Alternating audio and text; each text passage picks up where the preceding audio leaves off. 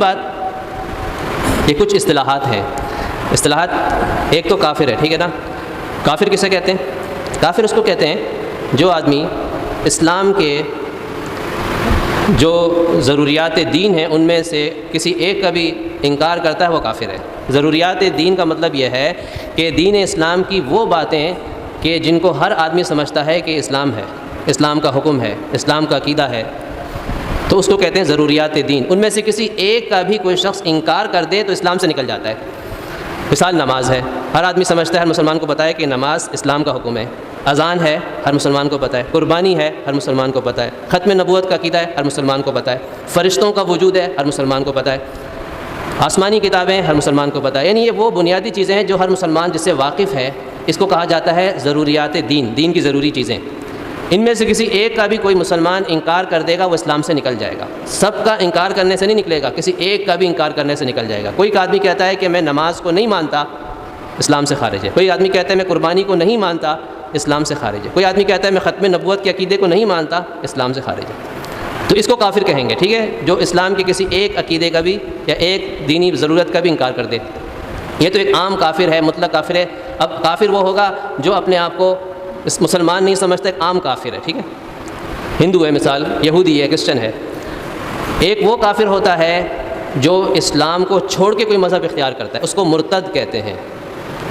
پہلے مسلمان تھا, عیسائی بن گیا, قادیانی بن گیا, کوئی اور اس نے دین اختیار کر لیا, تو اب وہ اس کو کہتے ہیں مرتد. رسول اکرم صلی اللہ علیہ وسلم کا ارشاد ہے کہ من بدل دینہ فاقتلوہ, جو شخص اپنے دین کو بدل دے, یعنی اسلام سے ہٹ کر کوئی اور دین اپنا لے, فاقتلوہ, اس کو قتل کر دو. ایسا شخص واجب القتل ہے. فوراً نہیں قتل کیا جائے گا اور ہر کوئی قتل نہیں کرے گا, یہ کام گورنمنٹ کا ہے.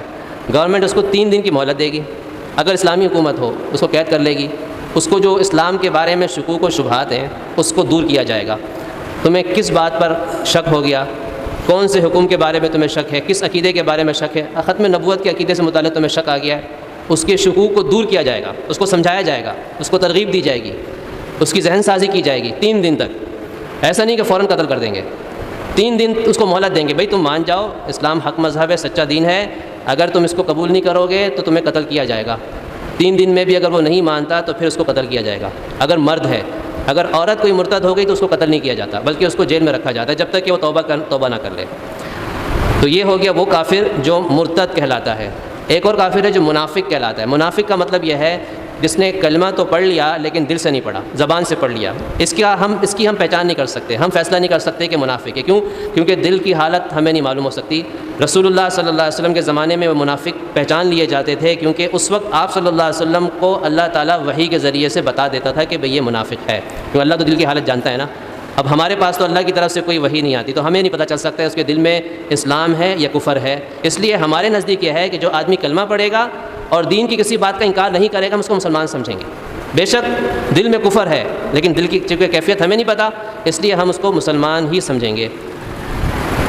ایک اور کافر ہے جس کو کہتے ہیں زندیق.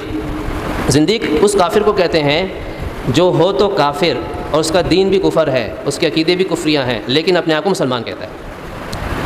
اپنے کفریہ عقیدے کو اسلام کے طور پر پیش کرتا ہے, اپنے آپ کو مسلمان ہونے کا دعوے دار ہے. جیسے قادیانی ہیں.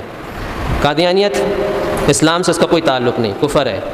قادیانی کافر ہے, لیکن قادیانی اپنے آپ کو مسلمان کہتے ہیں اور اپنے دین قادیانیت کو اسلام کہتے ہیں. تو اس کافر کو کہا جاتا ہے زندیق.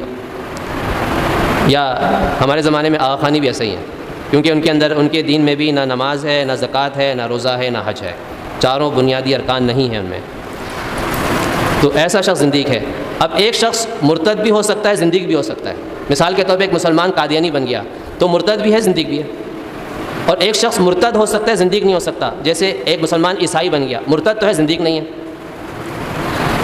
اچھا, مرتد کا حکم جیسا ہے زندیق کا حکم بھی یہی ہے کہ وہ بھی واجب القتل ہے. زندیق کے ساتھ بھی یہی معاملہ کیا جائے گا کہ 3 دن کی اس کو مہلت دی جائے گی اور اس کے شکوک و شبہات دور کیے جائیں گے. اگر مان گیا ٹھیک, نہیں تو واجب القتل ہے. لیکن دونوں میں فرق یہ ہے کہ زندیق اگر گرفتار ہو جائے تو پھر اس کی توبہ قبول نہیں ہوتی ہے. گرفتاری سے پہلے خود اپنے آپ کو پیش کر دے, گرفتاری دے دے, تو پھر توبہ قبول کی جائے گی. مرتد چاہے اپنی گرفتاری دے یا گرفتار ہو, دونوں صورتوں میں توبہ اس کی قبول ہوتی ہے. اور دوسرا فرق یہ ہے مرتد و زندیق میں کہ مرتد کی اولاد مرتد شمار نہیں ہوتی ہے۔ ایک مسلمان عیسائی بن گیا، وہ تو واجب القتل ہے، قتل نہیں ہوا، اس کے آگے نسل چلی، اس کی اولاد ہو گئی، اب اس کی اولاد مرتد شمار نہیں ہوگی کیونکہ اس کی اولاد پیدائشی طور پہ عیسائی ہے، تو اس لیے ایک عام عیسائی شمار ہوں گے، وہ واجب القتل نہیں ہے۔ صرف وہ شخص واجب القتل تھا جس نے اسلام کو چھوڑا تھا۔ زندیق میں فرق یہ ہے کہ زندیق کی جب آگے اولاد بھی ہوگی تو بھی وہ واجب القتل رہیں گے۔ ایک آدمی قادیانی بن گیا، اس قادیانی کی آگے اولاد ہوئی تو بھی قادیانی مثال، تو اب وہ واجب القتل ہی ہوں گے، اگرچہ وہ اسلام چھوڑا نہیں انہوں نے، لیکن ہیں تو زندیق، اس وجہ سے